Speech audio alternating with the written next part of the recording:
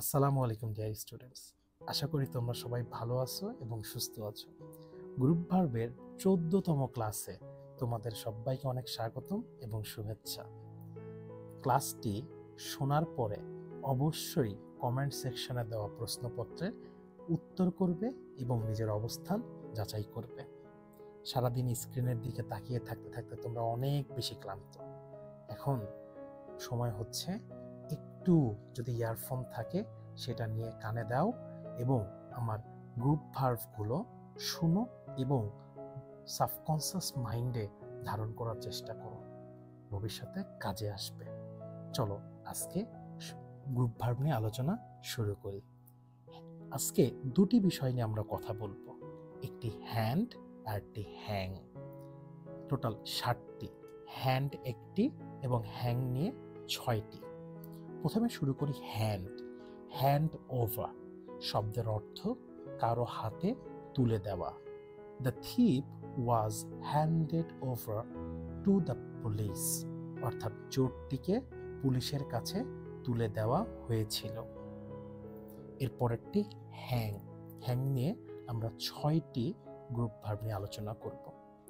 Hang about শব্দের অর্থ আশেপাশে ঘুরে বেড়ানো।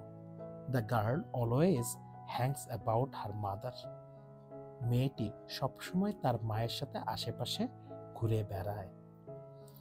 হ্যাং বাই শব্দের অর্থ ফাঁসিতে ঝোলানো।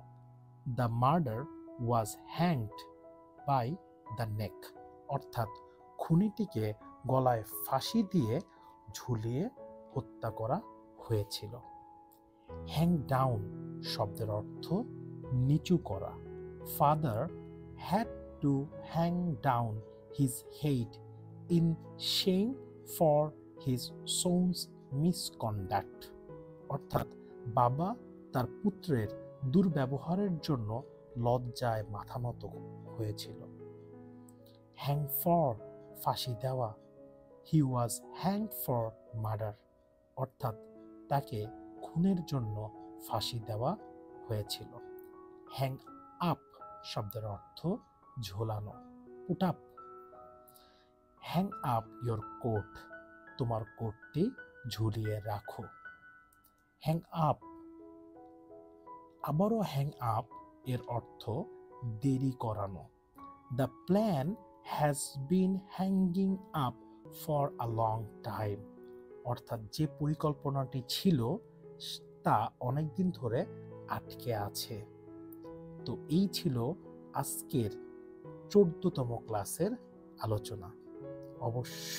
অবশ্যই তোমরা যখন শুনবে তখন প্রথম থেকে অর্থাৎ আজকে পর্যন্ত একটু কন্টিনিউয়াসলি এই শোনাটা চলমান রাখবে।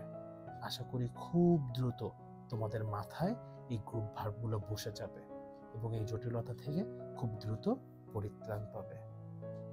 দেখা হচ্ছে নেক্সট পরবর্তী কোনো একটা পডকাস্টে।